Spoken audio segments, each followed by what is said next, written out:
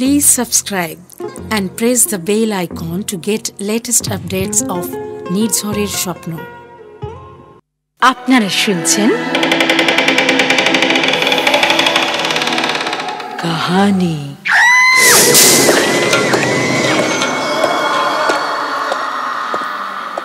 গল্পপ্রেমী পাঠক পাঠিকাদের জন্য নির্ঝরের স্বপ্ন প্রযোজিত কাহিনী গল্প পাঠের অনুষ্ঠানে চিরকালীন ও সমকালীন সাহিত্যিকদের গল্পে আপনাদের স্বাগত।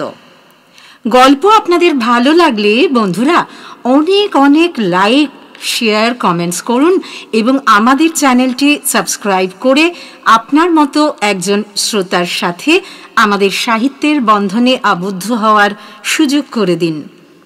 আপনার কাছে স্বরচিত গল্প যদি থাকে আমাদের 7980460032 এই হোয়াটসঅ্যাপ নাম্বারে পাঠান এবং আমরা তা প্রকাশ করার সুযোগ পেয়ে সমৃদ্ধ হতে পারি।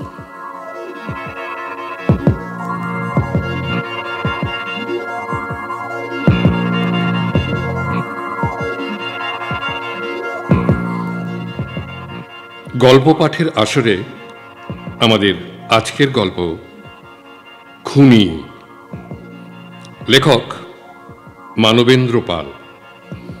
এই গল্পে বিভিন্ন চরিত্রে যারা কণ্ঠদান করেছেন তারা হলেন সঞ্জয়, সুমিতা, সুদীপ্ত এবং অরূপ।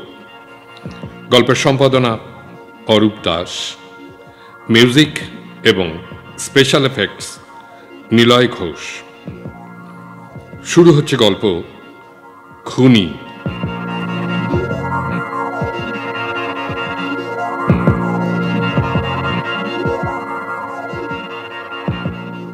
দেবব্রত চৌধুরী মানুষটি এতই নিরীহ ভালো মানুষ যে বাইরের লোক আড়ালে আর তার ছেলেমেয়েরা মুখের সামনেই ভীতু বলে হাসাহাসি করে। দেবব্রতবাবুর অবশ্য তাতে কিছু এসে যায় না। নিজের কাজটুকু নিয়ম মতো মুখ বুজে করেই তার শান্তি। নিজের কাজ মানে অফিস ছাড়া জপতপ, সন্ধ্যা আহ্নিক ইত্যাদি, আর ছোট্ট বাগানটির দিকে সকাল সন্ধ্যা নজর রাখা। বীরভূম জেলার বোলপুরের কাছে তার আদি বাড়ি। সেখানকার স্কুল থেকে ফার্স্ট ডিভিশনে ম্যাট্রিক পাশ করে সেই যে কলকাতা এসে পড়াশোনা আরম্ভ করেন, সেই থেকেই তিনি একেবারে কলকাতারই মানুষ হয়ে গেছেন। সায়েন্স নিয়ে তিনি কলেজে পড়েন। উঠতি বয়সে বোধহয় সায়েন্স পড়ার গুণেই খুব বিজ্ঞানভক্ত হয়ে উঠেছিলেন। ফলে কোনো সংস্কার, অলৌকিক ঘটনা, তাগা তাবিজ মাদুলির গুণাবলী এক কথায় নস্যাৎ করে দিতেন। এই নিয়ে হোস্টেলের ছেলেদের সঙ্গে প্রায় তার রোজই তর্ক বাধত। মানুষের জীবনে কত আশ্চর্য পরিবর্তনই না ঘটে। সেই তার্কিক মানুষই এখন রিটায়ার করার মুখে ঠাকুর দেবতা, জপতপ, সন্ধ্যা আহ্নিক সবই করেন, আর এতে পরম শান্তি পান।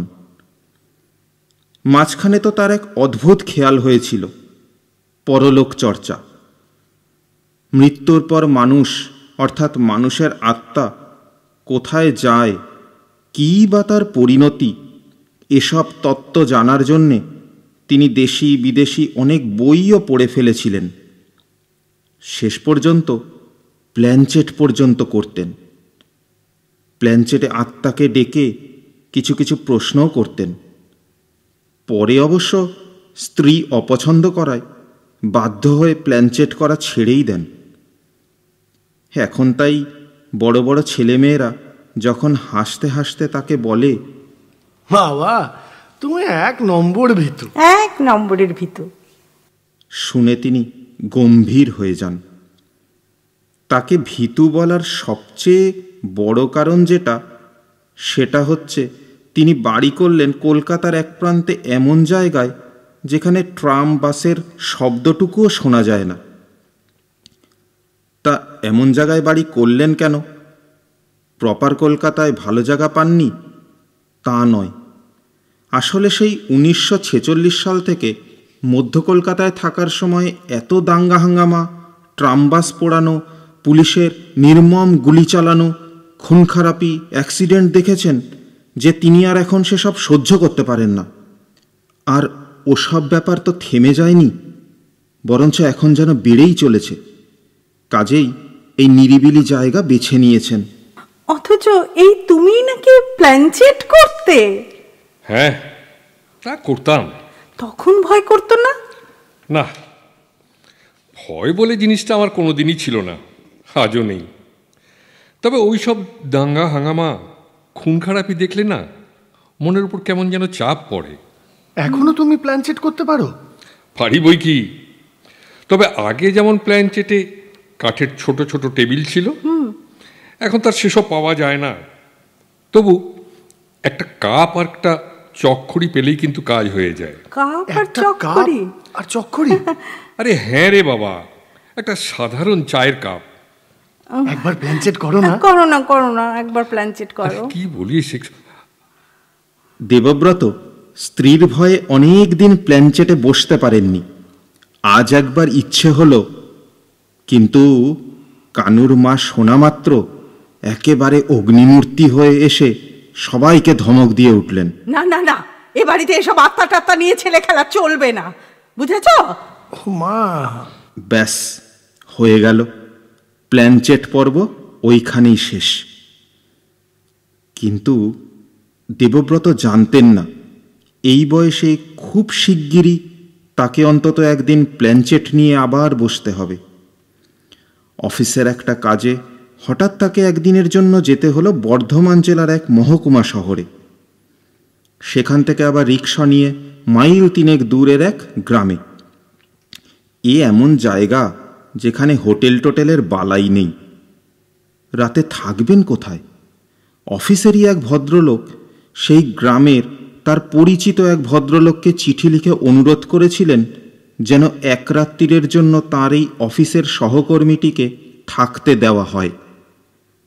দেবব্রতবাবুকে অবশ্য একটা কথা বলে দেওয়া হয়েছিল, ওখানে গিয়ে যেন বাড়ির কর্তার কথা না জিজ্ঞেস করেন, কেননা বৃদ্ধ ভদ্রলোকের একটি ছেলে নিরুদ্দেশ হয়ে যাবার পর থেকে তিনি শোকে একেবারে পাগল হয়ে গেছেন। তাকে একটা ঘরে তালাবন্ধ করেই রাখা হয়। সেই হতভাগ্য ছেলেটির কথা উঠলে সবাই নতুন করে দুঃখ পাবে তো, তাই।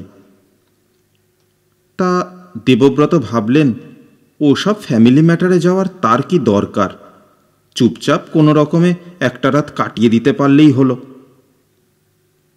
তা পরিবারটি সত্যিই ভদ্র, শুধু ভদ্রই নয়, যথেষ্ট আধুনিকও। বাড়ির যিনি বড় ছেলে তার নাম বিনয়বাবু, বয়স 60 ছাপিয়ে গেছে। তার বড় ছেলেটি রৌরকেল্লায় কাজ করে, ছুটিতে বাড়ি এসেছে। মেয়ে সুষমাও কয়েকদিনের জন্য বাপের বাড়িতে এসেই রয়েছে, সেও MA পাস। বড় ছেলের ভালো নাম জানা গেল না, তবে ডাকনাম ব্রত। এবাড়ির যিনি বড় বউ অর্থাৎ বিনয়বাবুর স্ত্রী, তিনিও খুব প্রগতিশীল মহিলা।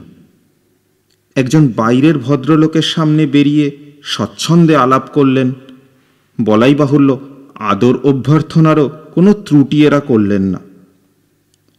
বাড়িটা টিপিক্যাল যেমন গ্রামের পুরনো বাড়ি হয় সেরকম।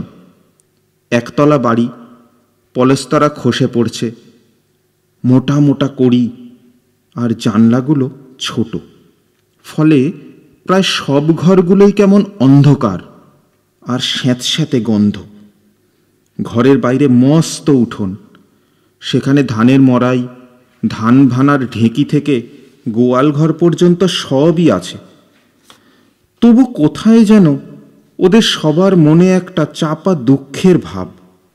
সেটা হয়তো পুত্রশোকে পাগল ওই বন্দি বৃদ্ধের জন্যেই। রাত্রে খাওয়ার পর গল্পের আসর বসল।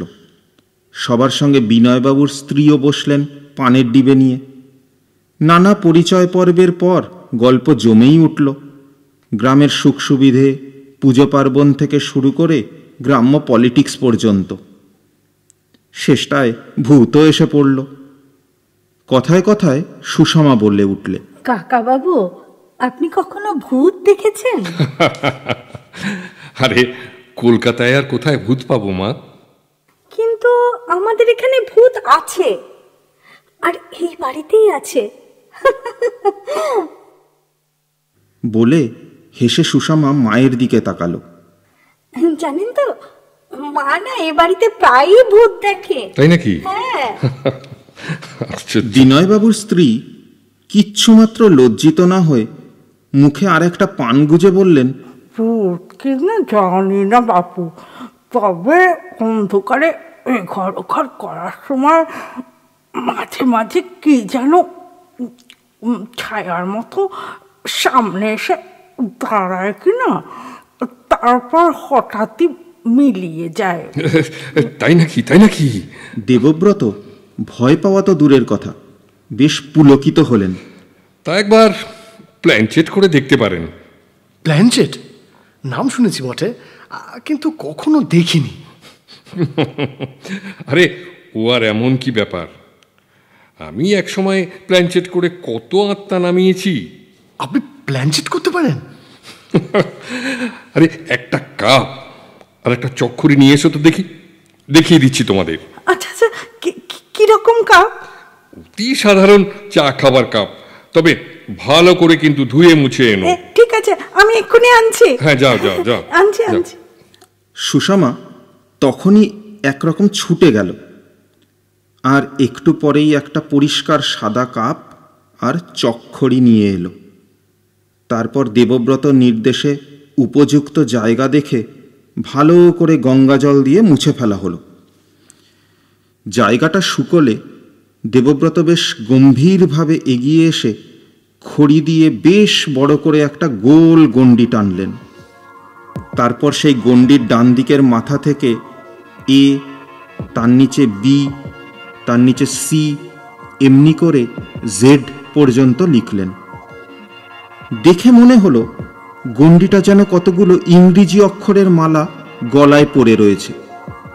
তারপর সেই বড় গণ্ডির ঠিক মাঝখানে ছোট একটা গোল গণ্ডিও টানলেন। তারপর সেই ছোট্ট গণ্ডির মধ্যে কাপটি উপুড় করে রাখলেন। তারপর বললেন, ব্যাস, এবার এই বড় আলোটা নিভিয়ে দিয়ে ডিম আলোটা জ্বালো দেখি। এক্ষুনি করছি। ব্রত তক্ষুনি উঠে গিয়ে বড় আলোটা নিভিয়ে নীল আলোটা ঝেলে দিল। বেশ, আচ্ছা ধূপ আছে? আছে, নিয়ে আসবো? হ্যাঁ, মানে ওই জায়গাটা যতটা সম্ভব পবিত্র করা যায় আর কি। আচ্ছা আচ্ছা, করে দিচ্ছি। ধূপদানিতে দুটো ধূপও জেলে দেওয়া হলো। মুহূর্তে ঘরের হাওয়াটাই বদলে গেল। শোনো, এবার তোমাদের দুই একটা কথা বলে নি। হ্যাঁ বলুন। দুজনকে বসতে হবে, কিন্তু কাপের দুদিকে একটা করে আঙুল শুধু ছুঁয়ে। আচ্ছা আচ্ছা।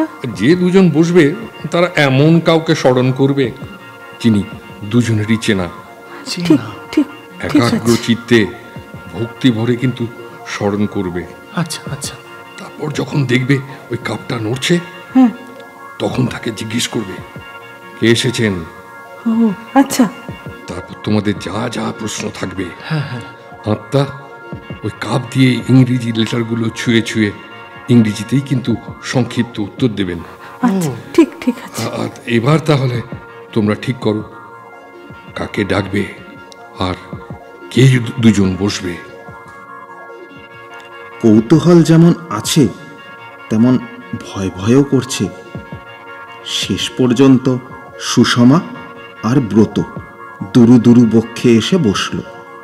কাকে ডাকবে ঠিক করেছো?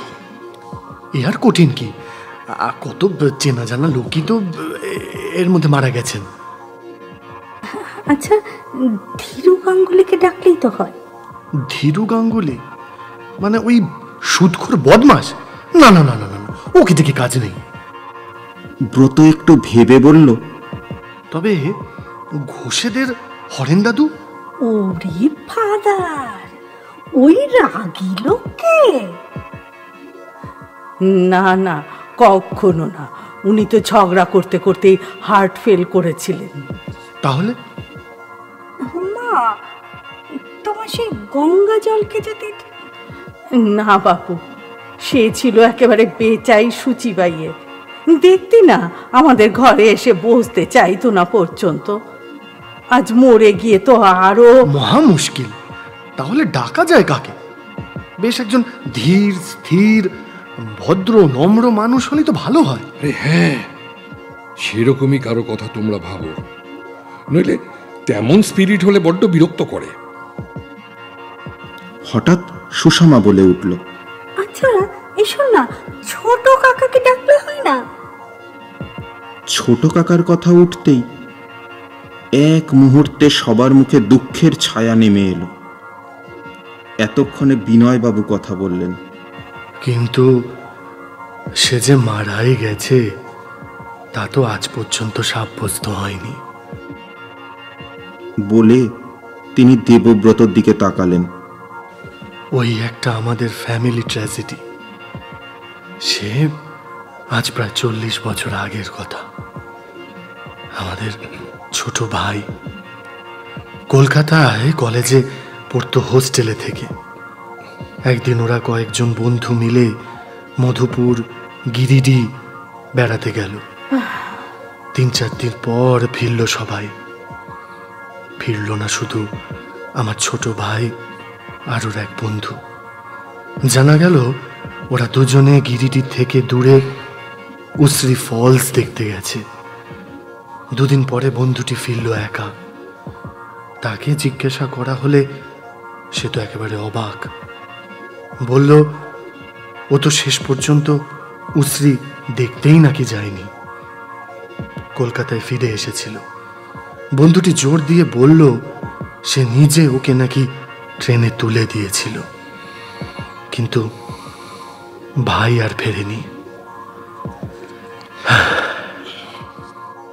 আচ্ছা, যদি তিনি মারা গিয়েও থাকেন তাহলে কিভাবে সম্ভব মনে করেন?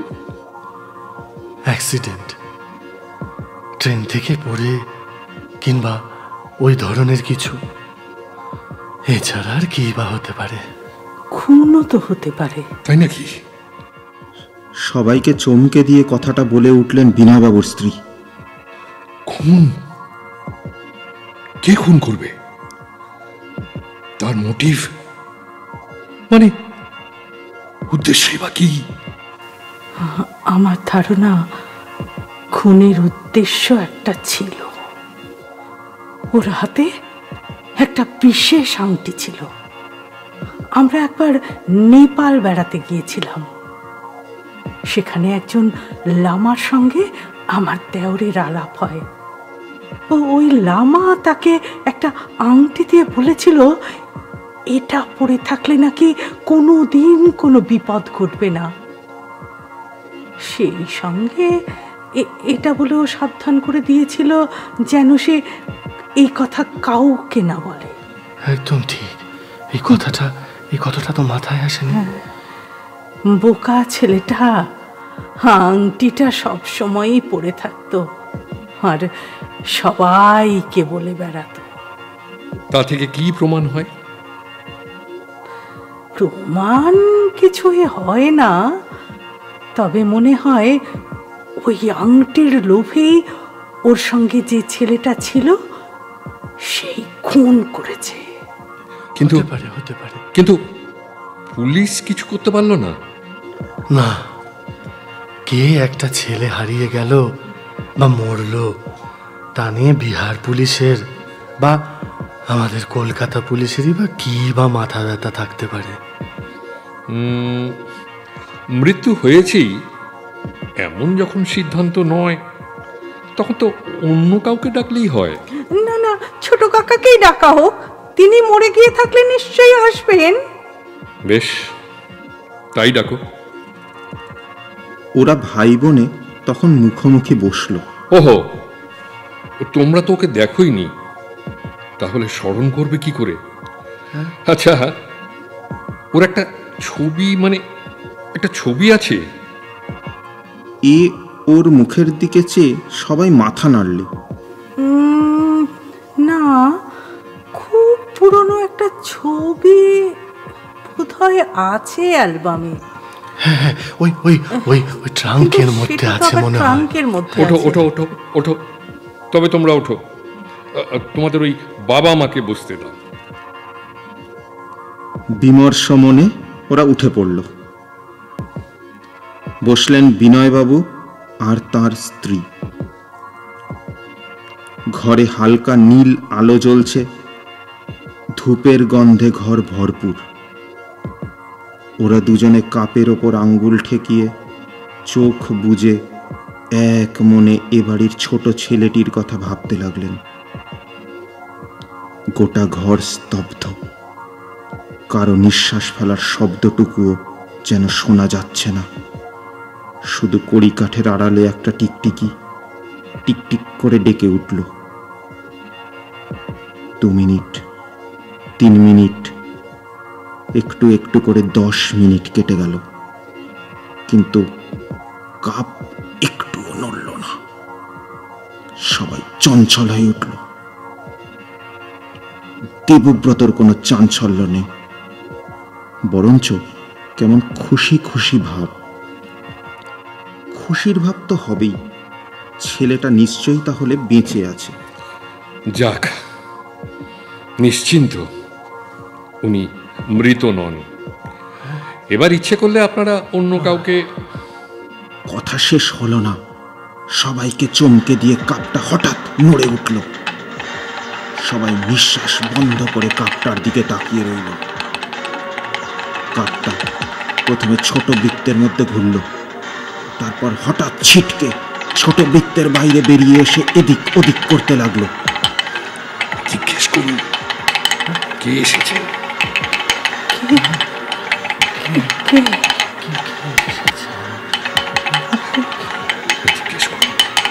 এসব ক্ষেত্রে কাপটা ইংরেজি এক একটি অক্ষরের কাছে গিয়ে প্রশ্নের উত্তর দেয়, কিন্তু এক্ষেত্রে সেরকম কিছু ঘটল না। কাপটা শুধু বৃত্তের মধ্যেই ঘুরতে লাগলো, এত দ্রুত ঘুরতে লাগলো যে আঙ্গুল দিয়ে ছুঁয়ে রাখা দায় হলো। এমন অদ্ভুত ব্যাপার দেবব্রত নিজেও কখনো দেখেননি। তিনিও যেন কেমন ভয় পেলেন, বলে উঠলেন,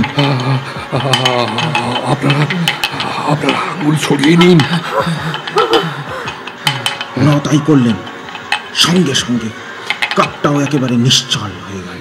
হ্যাঁ, এ নিশ্চয়ই কোনো অশুভ আত্মার কাজ।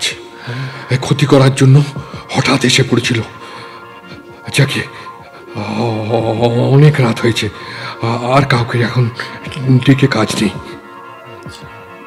সকলেরই গা ছমছম করছিল, তাই দ্বিরুক্তি না করে সবাই উঠে পড়ল।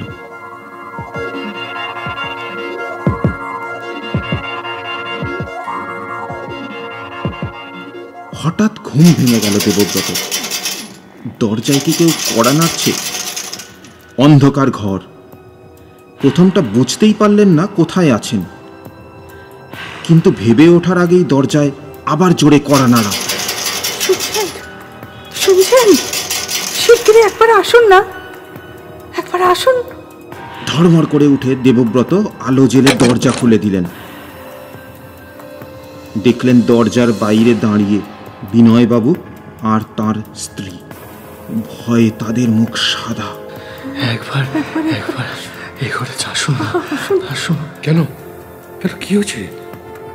দেবব্রত তখনই তাদের সঙ্গে চললেন। এটা সেই ঘর যেখানে কয়েক ঘন্টা আগে প্ল্যানচেট করা হয়েছিল। বিনয়বাবুই সভায় বললেন, আমরা পাশের ঘরে শুয়ে অনেকক্ষণ থেকে এই ঘরে কিরকম একটা ঠুকঠাক শব্দ হচ্ছিল। প্রথমে ভেবেছিলাম ইঁদুর টিঁদুর হবে, কিন্তু শব্দটা অন্যরকম। উঠে এসে দেখি সেই কাপটা মিটসেপের উপর নড়ছে। কিন্তু এখন কই নড়ছে? ঘুমের ঘরে নিশ্চয়ই ভুল দেখেছিলেন। আরে একটা কাপ কখনো এমনি নড়তে পারে না। তবু একটু অপেক্ষা করে ওরা ফিরে যাচ্ছিলেন। এমনি সময় শব্দ, ওই দেখুন আবার নড়ছে কাপটা। সবাই চমকে উঠে দেখলো কাপটা যে শুধু নড়ছে তা নয়, সেটা এগিয়ে এসছে মিটসেফের ধার পর্যন্ত। ভয়ে দেবব্রতর মাথার চুল পর্যন্ত খাড়া হয়ে গেল। জীবনে তিনি অনেকবার প্ল্যানচেট করেছেন, কিন্তু এমন দৃশ্য কখনো দেখেননি। দেখেছেন দেবব্রত বাবু? হ্যাঁ, স্পিরিট দেখছি এখনো যায়নি। বোধহয় কিছু বলতে চায়। ঠিক আছে, আবার বসুন আপনারা। না আর বসবো না, আর না। বিনয়বাবুর স্ত্রী এবার আর কিছুতেই বসতে চাইলেন না। দেবব্রত বাবু বিরক্ত হয়ে বললেন, ঠিক আছে, আমি বসছি। আপনাদের বসতে তো ভয় করছে না? ভয় করলেও বিনয়বাবুকে বসতে হলো। যথারীতি খড়ি দিয়ে গণ্ডি কেটে তার মধ্যে কাপটা বসিয়ে দেবব্রত বললেন, নিন, রেডি? বিনয়বাবু কিন্তু দেবব্রত বাবুর দিকে তাকিয়ে কিছু ভাবছিলেন। এবার ইতস্তত করে বললেন, আপনি বসবেন, কিন্তু আপনি তো আমার ভাইকে দেখেননি। দেবব্রত বাবু একটু থমকে গেলেন, বিরক্ত হলেন, বললেন, সে আমি বুঝবো। বলেই কাপের উপর আঙ্গুল ছোঁয়ালেন। সঙ্গে সঙ্গে কাপটা ছোট গণ্ডি থেকে তীব্র গতিতে বেরিয়ে এসে বড় গণ্ডির মধ্যে ঘুরপাক খেতে লাগলো। দেবব্রত বাবুর ইঙ্গিতে বিনয়বাবু ভয়ে ভয়ে জিজ্ঞেস করলেন, আপনি কে এসেছেন? দয়া করে জানাবেন। মুহূর্ত মাত্র দেরি না করে কাপটা প্রথমে এগিয়ে গেল আর অক্ষরটির কাছে, তারপর তত্তর করে উঠে এলো এ অক্ষরের কাছে, তারপর নেমে ঘুরে গেল এম, সেখান থেকে ই, তারপর এন, সেখানে গিয়ে থেমে গেল। সকলে ফিস ফিস করে উঠল, রমেনকে? আমার ছোট ভাই। কাপটা ততক্ষণে আবার ঘুরতে শুরু করেছে, যেন কিছু বলার জন্য ছটফট করছে। ভাই আমার, কেমন আছিস? কি করে তোর এই সর্বনাশ হলো? এত সব প্রশ্নের উত্তর কোন স্পিরিটই একসঙ্গে দিতে পারে না। রমেনের আত্মাও দিল না। বল। কাপটা শুধু একবার ধীর গতিতে এগিয়ে গেল এম এর কাছে, তারপর ইউ, তারপর আর, তারপর ডি, তারপর ই, শেষে আর। কাপটা নড়ে নড়ে নয়, ছুটে চলেছে বৃত্তের এক প্রান্ত থেকে ও প্রান্ত। বিনয়বাবু আঙ্গুল ঠেকিয়ে রাখতে একেবারে ঝুঁকে পড়েছেন কাপের উপর। আর আশ্চর্য, দেবব্রত বাবুর হাতটা কাঁপছে থরথর করে। এ পর্যন্ত একটি কথাই স্পষ্ট হয়েছে, মার্ডারার। তারপর আরো কটি কথা, উইথ ইউ। হঠাৎ দেবব্রত বাবু আঙ্গুলটা তুলে নিলেন, সঙ্গে সঙ্গে কাপ নিশ্চল হয়ে গেল। এটা নিশ্চয়ই কোনো খারাপ স্পিরিট, ভয় দেখাতে চায়।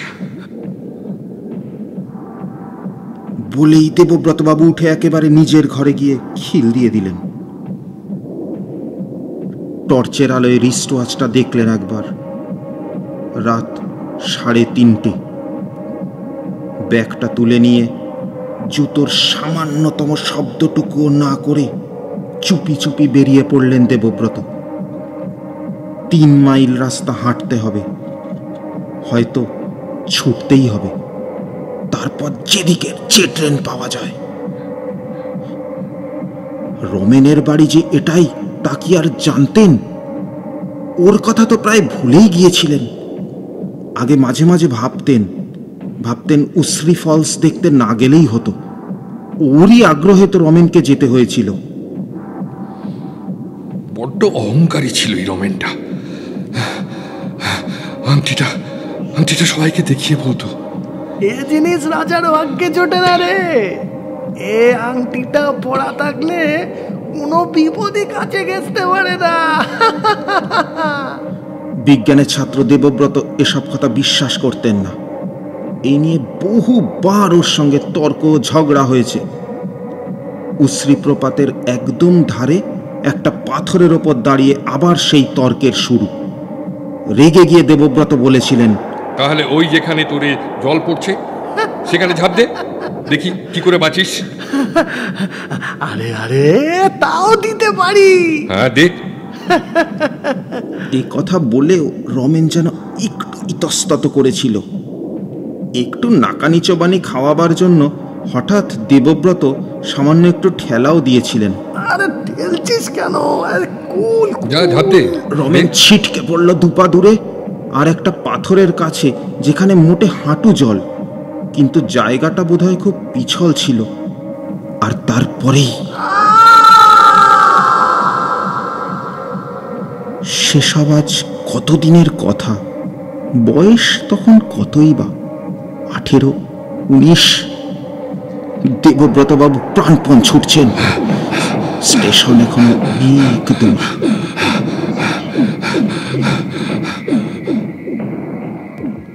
গল্প পাঠের আসরে শুনছিলেন আমাদের আজকের গল্প খুনি। লেখক মানবেন্দ্র পাল।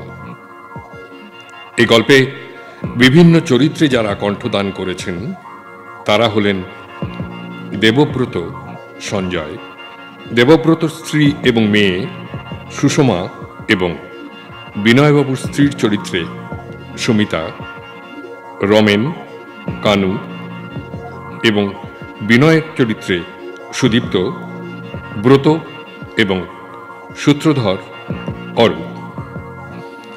এই গল্পের সম্পাদনা করেছেন Arup Das, music and special effects Niloy Ghosh.